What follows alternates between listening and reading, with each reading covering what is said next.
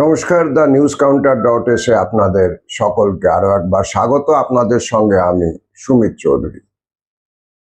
আমাদের রাজ্য বিজেপিতে এখন একটা খুব চিত্তাকর্ষক রাজনৈতিক বিন্যাস এবং টানাপোড়েন দেখা যাচ্ছে।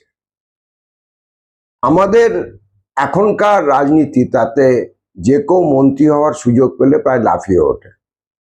আর সেই মন্ত্রিত্ব যদি দিল্লির মন্ত্রিত্ব হয়, কেন্দ্রের মন্ত্রিত্ব হয়, তাহলে তো কথাই নেই। অথচ আমাদের রাজ্যের বিজেপির সভাপতি শ্রমিক ভট্টাচার্যকে অন্তত দিল্লির সূত্রের যা খবর, কেন্দ্রীয় মন্ত্রী করতে যথেষ্ট আগ্রহী। আর শ্রমিক ভট্টাচার্য কেন্দ্রের মন্ত্রী হয়ে যেতে রাজ্যের বিজেপির সভাপতির পদ ছেড়ে ঠিক ততটাই অনাগ্রহী। অন্তত শ্রমিকবাবুর ঘনিষ্ঠজনেরা যা বলছেন, এ ব্যাপারে শ্রমিকবাবু নিশ্চয়ই প্রকাশ্যে কোথাও কোনো মতামত দেননি। কিন্তু শ্রমিক ভট্টাচার্যের শিবিরের বক্তব্য, শ্রমিকবাবু কেন্দ্রীয় মন্ত্রিত্ব নিয়ে রাজ্যের সংগঠনের সর্বোচ্চ পদ ছেড়ে চলে যেতে একদমই উৎসাহী নন। স্বাভাবিকভাবে এটা একটা খুব চিত্তাকর্ষক ঘটনা। বিজেপির যারা একটু আধটু খোঁজ খবর রাখেন, তারা বলছেন এই মুহূর্তে বিজেপিতে সেভাবে স্পষ্টভাবে দৃশ্যমান না হলেও শ্রমিক ভট্টাচার্য শিবিরের সঙ্গে শুভেন্দু অধিকারীর শিবিরের একটা অন্তর্লীন টানাপোড়েন তীব্রভাবে চলছে।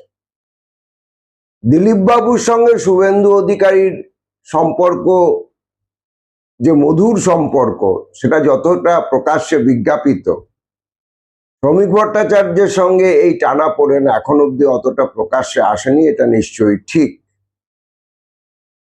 কিন্তু শ্রমিক ভট্টাচার্য শিবিরের যেটা আশঙ্কা, শুভেন্দু অধিকারী কার্যত তৎপর নিজে,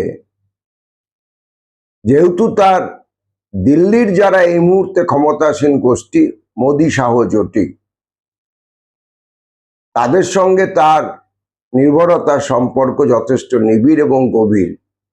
সেই সম্পর্ককে ব্যবহার করে শুভেন্দু অধিকারীরা চাইছেন রাজ্যের সংগঠনের যে কমান্ড এখন অব্দি শ্রমিক ভট্টাচার্যের হাতে আছে, সেটা পুরোপুরি করায়ত্ত করতে।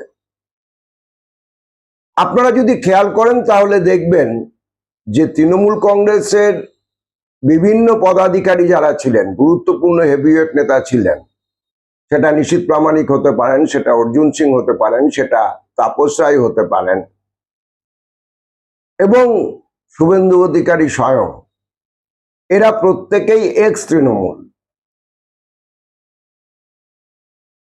আপনাদের সোশ্যাল মিডিয়ায় নিশ্চয়ই সেই বহুল প্রচারিত দৃশ্যটি মনে আছে। রাজ্য বিজেপির বর্তমান সভাপতি শ্রমিক ভট্টাচার্যের দিকে অর্জুন সিং রীতিমতো তেড়ে যাচ্ছেন এবং তার সঙ্গে ভাষার অপূর্ব মূর্ছনা। আর লোকজন যে কারণে বলছে যে এই মন্ত্রিসভাটা কার্যত তৃণমূল টু মন্ত্রিসভা হয়ে গেছে। যদিও জগন্নাথ চট্টোপাধ্যায়ের মতো একাধজন আছেন যারা পুরনো আরএসএস এর লোক এবং গুরুত্বপূর্ণ পদে আছেন, কিন্তু জগন্নাথ বা স্বপন দাশগুপ্তদের বাদ দিলে পারে বাকিরা সবাই তৃণমূলের প্রাক্তন।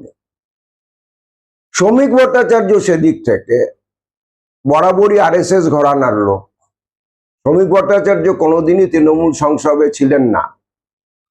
রাজ্য বিজেপির যারা আরএসএস লবি, তারা মনে করছেন যে শ্রমিক ভট্টাচার্যকে যদি কেন্দ্রে মন্ত্রী করে বেড়াল পার করে দেয়া হয়, তাহলে এখানে আরএসএস এর যারা প্রতিনিধিত্ব করছেন, তাদের প্রতিনিধিত্ব করবার মতো বঙ্গজ কোনো শক্তিশালী মুখ কার্যত তৃণমূলের ভিতরে আর থাকবে না।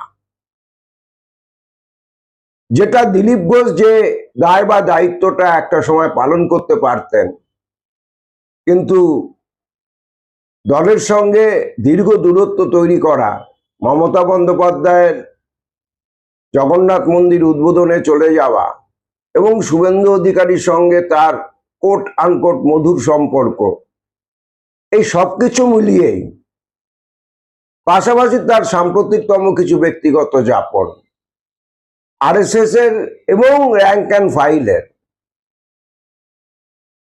একটা বড় অংশের সেই রকম আস্থাভাজন দিলীপ ঘোষ আর নেই। অর্থাৎ দিলীপ ঘোষের যে পুরনো ফর্মের দিলীপ ঘোষ, তিনি সেই জায়গা থেকে অনেকটা সরে গিয়েছেন। এমতো অবস্থায় আরএসএস পন্থীদের ভরসার মুখ শ্রমিক ভট্টাচার্য, সুবক্তা, বাগ্মী, সভাপতি। ব্যক্তিগত যাপনে কিছু প্রশ্ন থাকলেও রাজনৈতিকভাবে তার তৃণমূল সংসদ বা অন্য কোনো রাজনৈতিক শক্তির সঙ্গে গোপন দোলাচলের সম্পর্কের কথা কেউ বলতে পারবে না। এবং শ্রমিক ভট্টাচার্য নিজেও চাইছেন, অন্তত তার অনুগামীদের যা বক্তব্য, যে তিনি দলের দায়িত্বে, সংগঠনের দায়িত্বে বেশি স্বচ্ছন্দ এই মুহূর্তে কেন্দ্রে মন্ত্রিত্ব করবার থেকে। সুতরাং আমরা যা জেনেছি, খুব দ্রুত কেন্দ্রের মন্ত্রিসভায় কোনো বড় রদবদল হতে চলেছে। যদি দেখা যায় শ্রমিক ভট্টাচার্য সেই রদবদলের ধাক্কায় কেন্দ্রে মন্ত্রী হলেন না, তাহলে বুঝতে হবে শ্রমিক ভট্টাচার্যের ব্যক্তিগত মতামতকেই আরএসএস এবং বিজেপির নেতৃত্ব আপাতভাবে প্রাধান্য দিল অন্যতর বিবেচনার পরিবর্তে।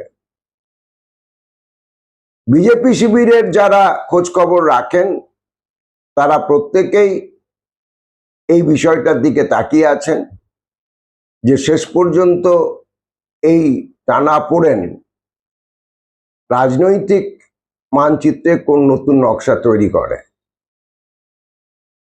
TheNewsCounter.s এখন এই পর্যন্ত। আপনারা আপনাদের ইনপুট আমাদের কমেন্ট বক্সে দিতে পারেন। দেখা হবে পরবর্তী এপিসোডে। সকলে ভালো থাকবেন।